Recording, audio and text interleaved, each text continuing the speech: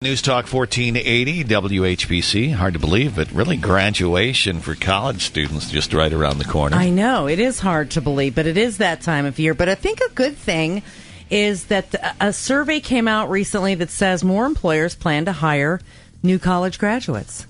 So there is some hope out there, I guess. But right now on our WHBC Newsline, we're going to bring in communications expert Gail Goodman. Good morning, Gail. Good morning. Well, we're talking about this new survey where employers apparently feel that they're going to hire some more college grads this year than they have in past years, and I guess that's good news. That means congratulations to the newly graduated college students. Yes, but the other thing they have to keep in mind is that it's still highly competitive, and they have to put their best self forward when they go on interviews. Okay, so what kind of things do we want our college graduates to think about when they're getting ready to interview for that very first big job? I think that for any college graduate, the transition from school to the working world is difficult because you've been spending most of your life being a student, and now all of a sudden you've got to put on another persona. So the first thing, believe it or not, that I recommend is that they think about their wardrobe. And the other thing that parents, grandparents, and any loving adult can do is to help these children of ours, which are now adults, to practice doing an interview in a business context. And I don't think that they've tried that. They have to change a lot of their talking behavior. They need to speak up. They can't speak too quickly. They have to give a good handshake. They need to have eye contact. They need to do a variety of things that are not required when you're sitting in a boring math class. You can't text your way through an interview, is what you're saying. Well, they actually should turn their phone off and put it away because, unfortunately, I have a lot of friends that are recruiters, and they say that not only do they sometimes not dress appropriately or speak appropriately, but they literally pull their phones out in the middle of the interview. Oh, for us, maybe that makes us sound old, but I can't believe that they would even think to do it. Their world thinks it's okay.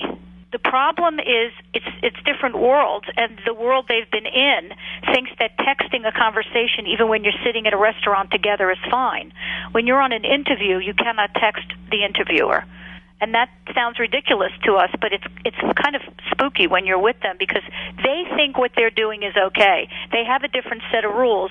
They have to learn the rules of the company they're going to be moving into, and usually texting the interview is a pretty bad idea. You would think that in the classroom somewhere, somehow, there would be some training for this where they would know that there are rules for going into business instead of the business having to bend the rules for them.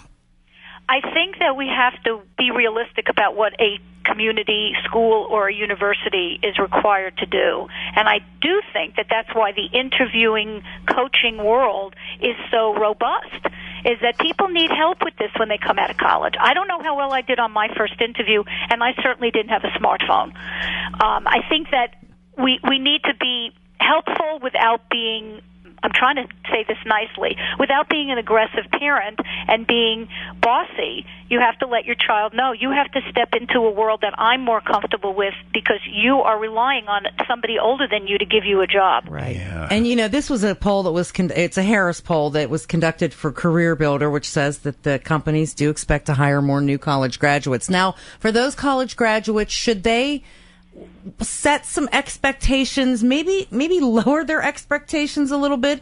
I see some college grads coming out going, I deserve to have a $75,000 a year job. Uh-huh. You're hanging out with the same people I know. Yeah. Yeah, we're talking in generalities, and I know it's not a nice thing to do, but in general, the millennial group does have certain expectations of the companies they work for because of the times that they grew up in.